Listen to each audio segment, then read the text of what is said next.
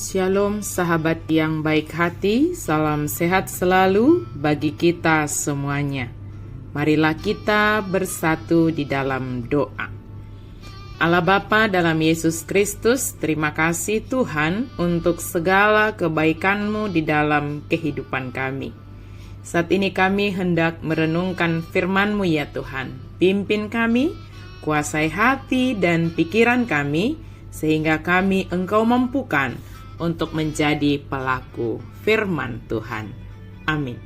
Firman Tuhan bagi kita hari ini tertulis dalam kitab Kolose 2 ayat 14. Dengan menghapuskan surat hutang yang oleh ketentuan-ketentuan hukum mendakwa dan mengancam kita. Dan itu ditiadakannya dengan memakukannya pada kayu salib. Disesado surat tangani nadopak kita. Ima akapatik namaraloho kita. Dipadao doi, dilohoton tusilangi. Menghapus dan memakukan surat hutang pada kayu salib. Sebelum kita percaya kepada Kristus, sifat kita itu jahat. Kita tidak taat, kita suka memberontak, dan suka mengabaikan. Bahkan sebaik-baiknya kita mengasihi Allah mungkin tidak dengan segenap hati, jiwa, dan pikiran kita.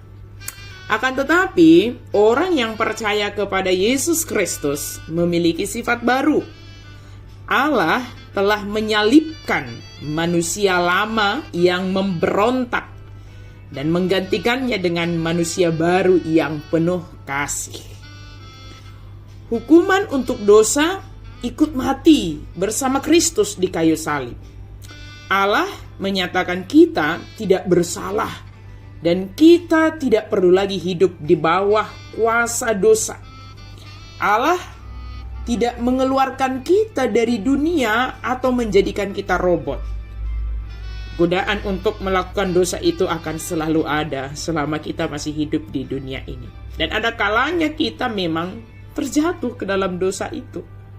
Perbedaannya ialah bahwa sebelum kita diselamatkan, kita adalah budak dari tabiat dosa kita. Tetapi kini kita dimerdekakan untuk hidup bagi Kristus. Surat hutang yang dibatalkan itu berisikan tuntutan hukum dari hukum perjanjian lama. Hukum itu menentang kita dengan tuntutan-tuntutannya agar kita membayar hutang dosa itu. Meski tidak seorang pun bisa diselamatkan hanya dengan melakukan atau menyatakan membayar surat hutang tersebut. Namun, kebenaran dan prinsip moral dalam perjanjian lama tetap memberikan pengajaran dan bimbingan yang berguna dalam kehidupan kita. Percaya kepada Tuhan. Kita bisa menikmati hidup baru kita di dalam Kristus. Di dalam Kristus. Ingat catatannya, kita menikmati hidup baru kita di dalam Kristus. Sebab setelah Kristus mati di kayu salib, hukuman yang harusnya kita tanggung itu ditanggung oleh Kristus. Kita telah satu dengan Dia di dalam kematian dan kebangkitannya. Keinginan-keinginan jahat kita, keterikatan kita kepada dosa dan kegemaran kita akan dosa sudah mati bersama Dia di kayu salib. Kini dengan bersama Yesus di dalam kehidupan kebangkitannya, kita bisa memiliki hubungan yang tak putus-putusnya dengan Allah dan kemerdekaan dari dosa.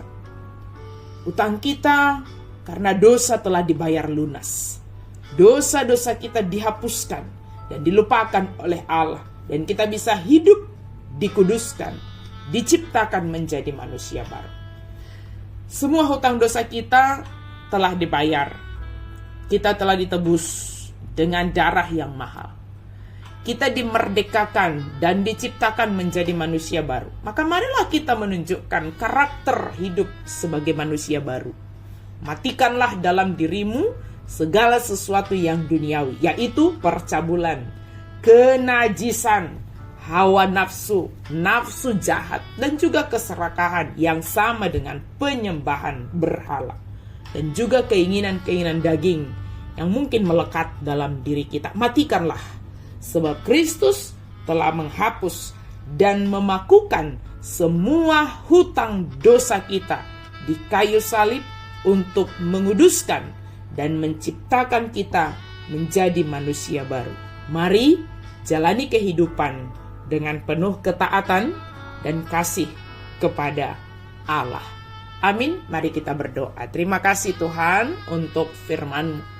Kami sungguh bersyukur ya Yesus Kristus, sebab Engkau sangat mengasihi kami, menggantikan kami, menanggung akibat dosa-dosa yang kami lakukan. Terima kasih Tuhan untuk anugerah keselamatan yang Kau berikan kepada kami. Engkau memakukan hukuman itu di kayu salib, dan kami menerima anugerah pengampunan dosa. Kami menerima anugerah keselamatan. Biarlah kami hidup di dalam anugerah pengampunan itu dengan penuh ketaatan akan perintah-Mu ya Tuhan, dan kami senantiasa mau setia mengerjakan keselamatan yang telah Engkau anugerahkan bagi kami. Dalam nama Yesus kami berdoa dan mengucap syukur. Amin.